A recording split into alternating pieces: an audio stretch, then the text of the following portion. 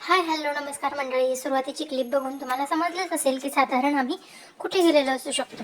तर मैत्रिणींनो, आम्ही शिवमचे बाबा आम्ही तयारी करून गावी जाण्यासाठी निघालो होतो. गावी आमचा गोंधळाचा कार्यक्रम आहे आणि त्यासाठी आम्ही सगळे तयारी करून निघालेलो आहोत. घरातले सासूबाई, दीर, जाऊबाई वगैरे ते सगळे कालच गेलेले आहेत. शिवमच्या बाबांची ड्युटी होती त्यामुळे आम्हाला थांबावं लागलं. त्यानंतर छत्रपती संभाजी महाराज यांची जयंती असल्या कारणाने गावात रथयात्रा निघालेली होती आणि तिथेच आम्ही थांबलेलो होतो. मग दर्शन वगैरे घेतलं आणि मग पुढच्या प्रवासासाठी निघालो. प्रवासासाठी जाताना यावेळेस आम्ही बसने न जाता ट्रॅव्हल्सने निघणार होतो. तर तिथून जिथे ट्रॅव्हल्स मिळणार होती तिथपर्यंत जाताना स्वामी समर्थ महाराजांचा आशीर्वाद सोबत घेऊन आम्ही निघालो होतो. त्यानंतर परत पुढे गेल्यानंतर आम्हाला दत्त महाराजांचं मंदिर आणि स्वामी समर्थांचं मंदिर भेटलं. त्यामुळे मला असं वाटतं की माझ्या आयुष्यातला कोणताही प्रवास स्वामींशिवाय पूर्ण होणार नाही. त्यानंतर मग ट्रॅव्हल्स वगैरे आली. आम्ही अर्ध्या रस्त्यात गेल्यानंतर ते जेवणासाठी वगैरे थांबतात, तिथे पोहोचलो. हा माझा लग्नानंतरचा असं बुकिंग करून जाण्याचा पहिलाच एक्सपिरियन्स होता. याआधी आम्ही गेलो आहे पण असं ऐनवेळी जागेवर जाऊन मग बुक करू नये मग असं गेलो आहे. यावेळेस 2 दिवस आधी बुकिंग वगैरे केलं छानपैकी. पहिलं कसं व्हायचं की थोड्याशा ॲडजस्टमेंटमुळे बसनीच मी जायचे बऱ्याचदा, पण यावेळेस ट्रॅव्हल्स बुक करून गेलेल्याचा खरंच खूप आनंद आहे. म्हणजे आपण ज्यासाठी कमावतो ते जेव्हा आपण आपल्या स्वतःसाठी खर्च करतो तेव्हा खरंच खूप छान वाटतं. तर थोडासा नाश्ता वगैरे केला आणि मग पुढे जाण्यासाठी निघालो. आणि गावी जाण्याचा तो एक आनंद काही वेगळाच असतो नाही का. आपलं गाव आपला आनंद हे आपल्याला माहिती असतं. तर जवळपास आम्ही गावाच्या जवळ येऊन पोहोचलेलो होतो आणि आपल्या गावाकडचा परिसर बघितल्यानंतर आपसुक आपल्या चेहऱ्यावरती येणारा आनंद काही वेगळाच असतो. तर खरंच खूप छान वाटत होतं, मस्त वाटत होतं आणि विशेष कार्यक्रमसुद्धा होता त्यामुळे खरंच मस्त वाटत होतं. तर त्यानंतर आम्ही गावी गोंधळासाठी गेलेलो होतो. तर बऱ्याच जणांना मनमाड चौफुली हे माहिती असेल, कारण तिथूनच चंदनपुरीला जाण्यासाठी निघतात. आमचा गोंधळ हा चंदनपुरीला होत असतो, जेजुरीला नाही. तर बघू शकताय मनमाड चौफुली चंदनपुरी मालेगावच्या इथे आम्ही उतरलो. तिथून जाण्यासाठी आम्ही बस रिक्षा वगैरे बघत होतो, पण आत्ता तरी आम्हाला तिथे काहीच मिळत नव्हतं, कारण सकाळी खूप लवकर आम्ही उतरलो होतो तिथे. आणि गावचा परिसर हा गिरणा नदीचा पूल वगैरे सगळ्या गोष्टी खरंच खूप छान वाटत होत्या. मग ठरवलं की पायी निघायचं, पण पायी निघाल्यानंतर आम्हाला एक भाजीपाल्याचा छोटासा टेम्पो भेटला आणि त्यातच बसून मग आम्ही निघालो. म्हणजे गावी गेल्यानंतर या गोष्टींचं अजिबात काही वाटत नाही, कारण लहानपणी भरपूर अशा गोष्टींमधनं आम्ही प्रवास केलेला आहे. त्यामुळे अशीच पाहिजे गाडी, तशीच पाहिजे या गोष्टीचा विचार न करता आम्ही त्या टेम्पोमध्ये बसलो. आणि हा एक्सपिरियन्ससुद्धा खरंच खूप सुंदर होता, खरंच खूप छान होता. आणि हे सगळं फक्त गावाकडेच होतं. शहरात मॉडर्न संस्कृतीमध्ये या सगळ्या गोष्टी होत नाही, गावाकडच्या गावरान पद्धतीमध्ये या सगळ्या गोष्टी होतात असं मला वाटतं. तर तुम्हाला आत्ताचा हा माझा व्हिडिओ कसा वाटतोय हे मला कमेंट करून नक्कीच सांगा. व्हिडिओ आवडत असेल तर व्हिडिओला लाईक करा, शेअर करा आणि चॅनलवर नवीन असेल तर व्हिडिओ शेवटपर्यंत नक्की बघा आणि चॅनलला सबस्क्राईब नक्की करा. मीही तुमच्यासारखीच एक सर्वसामान्य गृहिणी आहे आणि मी जे करते ते तुमच्यासोबत शेअर करण्याचा प्रयत्न करत असते. मी भरपूर काही गोष्टी करते, ब्लॉगिंग करते, इंस्टाग्राम रील बनवते, बिझनेस करते, ऑनलाईन सेलिंग करते, बाजारात स्टॉल लावते, त्यानंतर सगळ्या काही गोष्टी करते. एज्युकेशनसुद्धा मी माझं पूर्ण करते. आणि याबद्दलच तुम्ही काही करत असाल तर मला कमेंट करून नक्कीच सांगा. व्हिडिओ कसे वाटत आहेत हे सुद्धा कमेंट करून नक्कीच सांगा. चंदनपुरीमध्ये असं विशेष असं ओळखीचं असं आमचं कोणी नाही आहे, त्यामुळे बघूयात आता, कारण गावाकडे बऱ्याचशा सुखसुविधा कमी असतात पण आनंदाच्या असतात. तर त्यानंतर एका दादांच्या घरी आंघोळीची सोय झाली आमची, तर तिथे मी छान मस्त अशी तयार झाले होते. तर हे त्यांचं शॉप आहे, सलून आहे, मेन्स पार्लर आहे. ज्यांना कुणाला बाहेरून तुम्ही जाताय आणि आंघोळीची वगैरे व्यवस्था हवी आहे अगदी कमी बजेटमध्ये, त्यांच्याकडे खूप छान होते. म्हणजे अगदी 150 रुपयामध्ये आमच्या तिघांच्या आंघोळा वगैरे तयारी सगळं झालं. तर इथे तुम्ही जय मल्हार मेन्स पार्लरला नक्की भेट देऊ शकतात. त्यानंतर आम्ही मंदिराचं दर्शन सगळ्यात आधी मम्मी आणि मावशी आम्हाला तिथे दिसल्या. माझी मम्मी खूप लवकर आलेली घरातनं, कारण घरचा गोंधळाचा कार्यक्रम होता त्यामुळे. मग म्हटलं अजून दीर सासूबाई वगैरे यायला टाईम होता, कारण मामांच्या घरी मुक्कामी थांबलेले होते ते, तर त्यांना यायला वेळ होता. तोपर्यंत म्हटलं आपण दोघांनी मंदिराचं दर्शन घ्यावं आणि स्पेशल असा मंदिरातला व्हिडिओ तुम्हाला द्यावा, कारण दुपारनंतर गर्दी झाल्यानंतर व्हिडिओ शूटिंगला परमिशन नसते, अलाउड नसतं, त्यामुळे मग व्हिडिओ घेता येत नाही. पण मग सकाळी सकाळी गर्दी नसते तर तिथले पुजारीही व्हिडिओ घेण्यासाठी अलाउ करतात.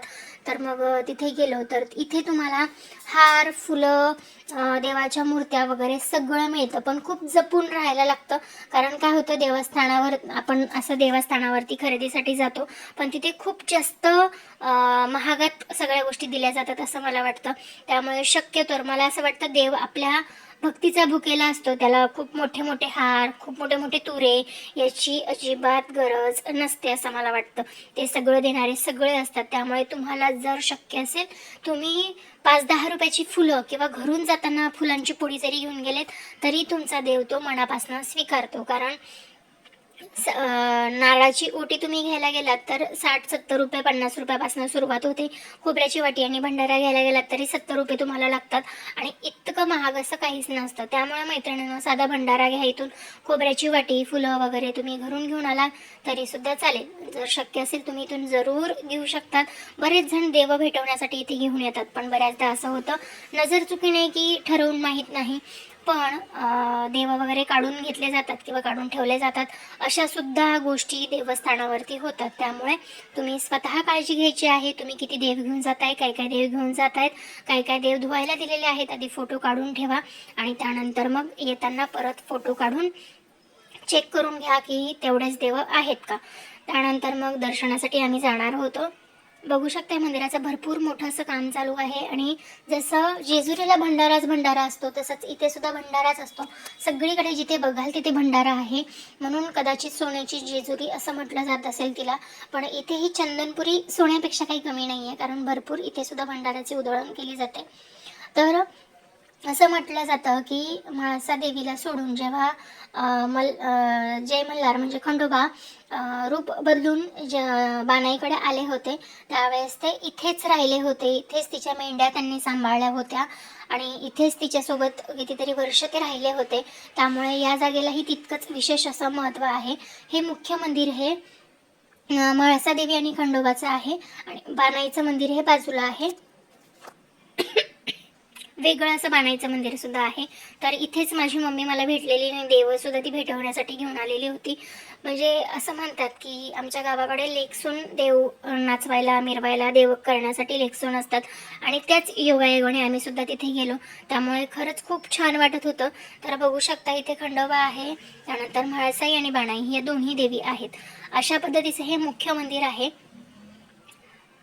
अशा पद्धतीने हे मुख्य मंदिर आहे. छोटं मंदिर आहे, पण आता त्याचं रिनोव्हेशनचं काम चालू आहे. काम पण चालू आहे आणि मंदिर पण चालू आहे, बंद ठेवून काम चालू नाही आहे. तर बघू शकता या पद्धतीने दर्शन वगैरे खूप छान मस्त झालं. मी त्या काकांना आधी विचारलं, काका व्हिडिओ घेऊ का? मग ते काका म्हटले हो बाळा घेऊ शकतेस. तेव्हा मी व्हिडिओला सुरुवात केली, कारण गर्दी नव्हती त्यामुळे मी निवांत व्हिडिओ घेऊ शकत होते. तर दर्शन वगैरे झालं आणि त्यानंतर मग खंडोबाची आम्हाला देवांची तळी भरून घ्यायची होती, त्यासाठी आम्ही पुढे निघालो. खरं तर देवाकडे प्रत्येक वेळेस आपण एक गोष्ट मागण्यासाठी जातो, देवा आमचं सगळं कल्याण होऊ दे, आम्हाला सुखात राहू दे. पण मी जेव्हापासून ऐकलंय की आपण मला छान ठेव, व्यवस्थित ठेव, पण देवाला आपण कधी विचारतो का, देवा तू कसा आहेस, असं कधी विचारतोस का, की तू आमची वाट बघत होतास का, आम्ही आलोय तुला आनंद झालाय का, ह्या गोष्टी आपण कधी देवाला विचारतो का?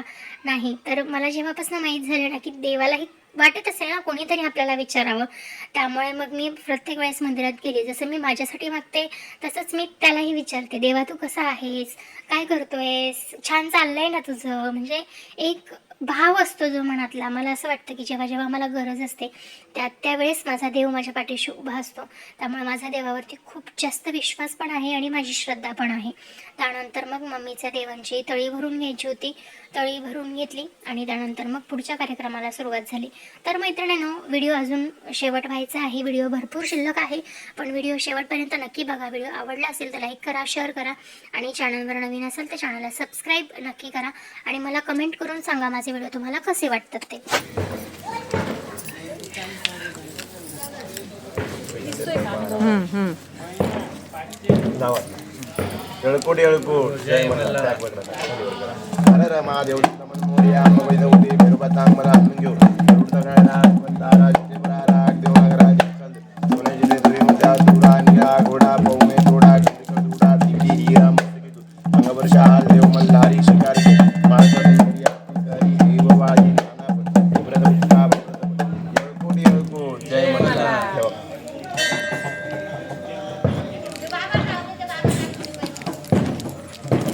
उचला परत श्री खंडेराव महाराज की जय.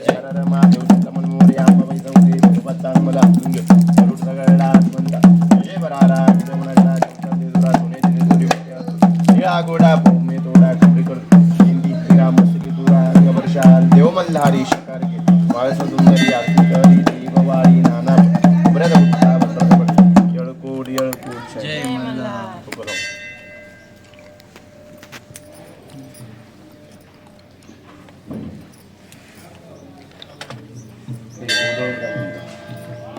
उजवा पाय वर करा मंदिरावर उभं घरी गेल्यावर देवांना निवेद करा.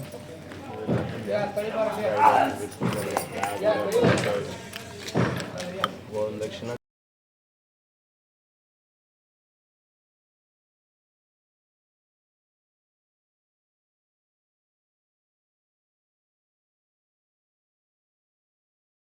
मग आम्ही 151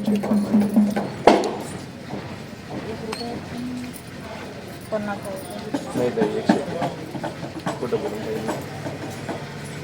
तिला 100 घेतले इथे 100 घेतले वर्षा नाही ते दक्षिण आहे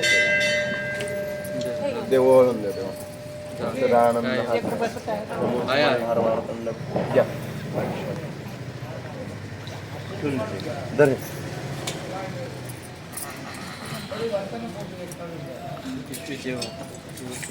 आता आतमध्ये नाही नाही आले भेटू नाही आता झालं व्यवस्थित पॅक करून घ्या. नवीन पण काढू नाही आहे घरी ते हा म्हणून म्हणतोय थांबा काय 10-5 रुपयाचं लागेल. 2 दिले ना तिसरा बी घेतला या ना बाय तिसरा बी चॉकलेट घेतला बाय माझ्याकडून. त्याच्यात सगळं ओतून द्या तसं तुला बरं माहित होतं आजी आहे ना चॉकलेटच भेटणार तुला. त्याच्यातच घरी जाऊन जेवराची ठेवायची असतो काय माझी पप्पा पिगी बघ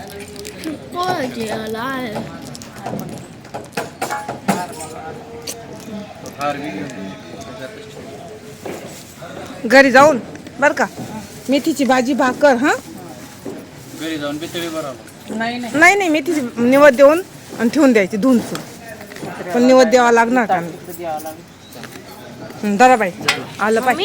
तर या पद्धतीने आजचा व्हिडिओ पूर्ण झालेला आहे. उद्याच्या व्हिडिओमध्ये गोंधळाची पूजा वगैरे सगळं मी दाखवणार आहे. त्यासाठी पुढचा व्हिडिओसुद्धा नक्की बघा. चला तर मग भेटूया नवीन व्हिडिओमध्ये. तोपर्यंत मस्त राहा स्वतःची काळजी घ्या. Bye bye. श्री स्वामी समर्थ. जय जय स्वामी समर्थ. येळकोट येळकोट जय मल्हार.